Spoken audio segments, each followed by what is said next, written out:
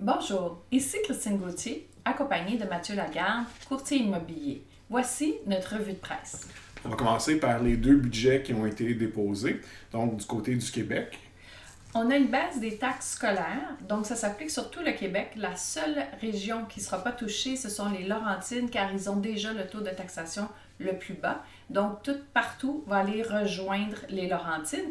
Ça va être effectif d'ici 2024 au complet et ça commence le 1er juillet. Un exemple, une maison qui se vend 270 000 va épargner entre 70 et 500 par année. C'est quand même beaucoup. Ouais. Dans le même budget, le crédit Rénovert qui a été aboli, qui est un crédit qui permettait d'aller chercher jusqu'à 10 000 sur certaines rénovations. Par contre, le Chauffé Vert, Réno Climat, Novo Climat et Écologie demeure avec un budget de 330 millions pour vos rénovations. Donc, c'est quand même important. On va juste avec le fédéral. Oui. Au fédéral, c'était un petit peu décevant. On s'attendait à plus de choses, donc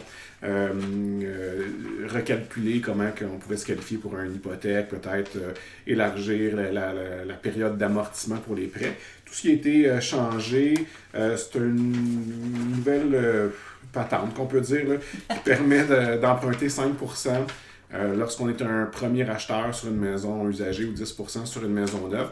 C'est un prêt qui n'est pas remboursable à chaque mois, mais à la vente de la maison. Pour ça, ça prend certaines conditions, donc un revenu inférieur à 120 000 par année, plusieurs petits critères. Et du côté du RAP, on passe de 25 à 35 000. Donc, c'est des mesures annoncées pour l'immobilier. Un peu décevant. Bon. Les gens souvent me demandent où est-ce qu'ils sont les Chinois, où est-ce qu'ils achètent. Donc, on a des statistiques. En 2018, il y a eu à peu près 1000 ventes par des citoyens étrangers. Donc, eux achèteraient environ 30% de notre marché. Depuis 2015, ils ont augmenté. Ils avaient acheté 36 résidences. Par contre, le marché de Vancouver et Toronto, eux, ont baissé au niveau de l'étranger. De façon générale, sur l'île de Montréal, ça a augmenté, mais les deux sections où est-ce qu'ils achètent beaucoup, c'est Ville-Marie, c'est la moitié de leurs achats se font là-bas, et le reste, la plupart, c'est dans le centre-ville et quelques petits endroits ici et là. Mais les investisseurs québécois, comme montréalais, aussi investissent beaucoup au niveau du centre-ville. Ce sont des statistiques qui viennent de sortir. On voit beaucoup de gens qui achètent du condo pour faire de l'investissement présentement. Exact. Oui, quelque chose qu'on ne voyait pas dans le temps. Hein? Oui, effectivement. D'ailleurs, pour faire un lien à ça, on parle d'une étude d'Acorpic. Une pénurie de logements à prévoir à Montréal. Présentement, le taux d'inoccupation est à 1,9%, ce qui est vraiment très, très bas. Des choses qui expliquent ça, bien justement, il n'y a pas beaucoup de construction qui se fait dans le locatif de Plex. La construction qui se fait dans les condos, conversion aussi de Plex en condos. Et on parle aussi beaucoup au niveau de la Corpic, de toutes les restrictions qu'il y a lorsqu'on rénove des logements. On ne peut pas augmenter comme on veut. Beaucoup de la régie du logement qui empêche beaucoup les propriétaires de faire beaucoup de choses. Donc, ça a un impact sur le locatif.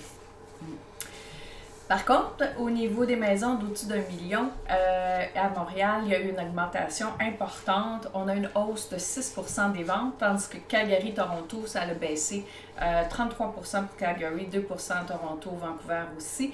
Et on continue à avoir des ventes, soit une guerre d'enchères, des ventes supérieures au prix demandé sur l'île de Montréal. Au niveau on parle encore de condos, c'est toujours très populaire ce temps-ci. On prévoit une remontée du nombre de chantiers de condos. Ce qui est arrivé en 2018, il y a eu beaucoup de ventes de projets, donc ça s'est écoulé rapidement. Pour lancer un projet, pour le sortir de terre, ça prend 60% de vendus. Puis présentement, à Montréal, ça prend 5 mois environ pour atteindre ce taux-là de vente, ce qui est très, très rapide. Donc là, il y a beaucoup de projets qui sont vendus, il va en avoir des nouveaux. Par contre, si on regarde des marchés comme Toronto, il y a une dizaine de projets en 2018 qui ont été annulés, qui n'ont pas réussi à vendre. Donc nous, notre marché va très, très bien à ce niveau-là. Excellent. On a une importante hausse d'assurance habitation. Évidemment, plus on a de problèmes climatiques, des inondations, des tornades, des verglas, toutes sortes de choses, ça cause des augmentations. On s'attend à ce que ça pourrait presque doubler au niveau des assurances de résidence. Au niveau des voitures, on parle de 10 à 20%. Et j'étais curieuse de savoir que les assurances déboursent au-dessus de 500 millions juste pour les dégâts en eau, parce que c'est la source première des dégâts d'eau, des dégâts de réclamation. Moi, j'ai quelque chose d'intéressant ici. J'en ai appris beaucoup dans cet article-là, donc on en apprend toujours. Le condo a 50 ans, donc c'était créé en 69. Ce qu'on dit dans cet article-là, une étude de la PCHQ, c'est que dans les condos, il y a plus de 56% des condos qui ont été construits avant l'an 2000, donc les condos existants. Il y a plus de 100 000 condos qui ont été construits avant les années 80. Eux parlent qu'il va probablement avoir certains condos qui vont être problématiques, la rénovation, parce qu'on arrive des propriétés de 30, 40 ans qui vont avoir besoin d'investissements majeurs. Puis les fonds de prévoyance sont souvent insuffisants ou même inexistants. Donc ça va créer des cotisations spéciales. Parce qu'une cotisation spéciale, ce que ça veut dire, c'est que on va voir les propriétaires et on leur dit il faut sortir 5 000, 10 000 pour faire tels travaux. Donc, si vous êtes propriétaire d'un condo, c'est important de s'impliquer. Si vous pensez acheter un condo, c'est important de bien parler avec, d'utiliser, je pense, un courtier immobilier, puis bien de parler avec lui pour qu'il fasse l'étude de la copropriété que vous voulez acheter, qu'il regarde les procès-verbaux, qu'il regarde le calendrier d'entretien, s'il y en a un, puis qu'est-ce qui est à prévoir, pour éviter de grosses surprises. Oui, parce que notre parc immobilier est quand même vieillissant et ça va avoir des répercussions parce que c'est pas encore géré comme il faut. Ça. On le voit fréquemment. C'est ça, c'est des gros travaux qui s'en viennent, c'est pas du cosmétique. Oui, c'est ça. Petite dernière nouvelle, on a la fonte des neiges, donc il faut faire attention au niveau des fenêtres sur le tour de la maison. C'est là que la neige est accumulée. Vous me dites, je veux pas d'eau qui rentre dans la maison, mais la seule manière, c'est de l'éloigner. On peut la pelleter encore parce que là, ça fond tout d'un coup, puis c'est très engorgé dans le sol, fait que c'est difficile.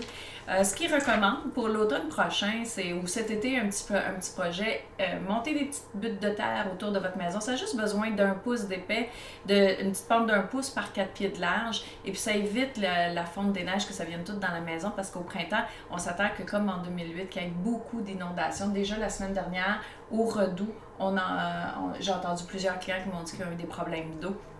Alors, il faut prévenir ça. Et aussi, au niveau des gouttières, ça coule et puis c'est gelé à l'intérieur. Fait qu'il faut vérifier ça parce que c'est au printemps qu'on a des sources d'eau. Un petit truc, si vous voulez dégeler votre gouttière, vous prenez du sel. Prenez du sel qui est non abrasif. Il y a plusieurs sortes. Il y en a un qui est pas endommageable pour le béton. Vous le mettez dans un petit bas de nylon du Dollarama. Puis vous pouvez l'étendre dans vos gouttières. Ça va dégeler. Mathieu, il l'a fait chez nous sur notre toit. Ça fonctionne. Et ça évite les dégâts d'eau. Alors, ceci fut de la conclusion pour notre presse de la semaine. Bonne semaine. Merci.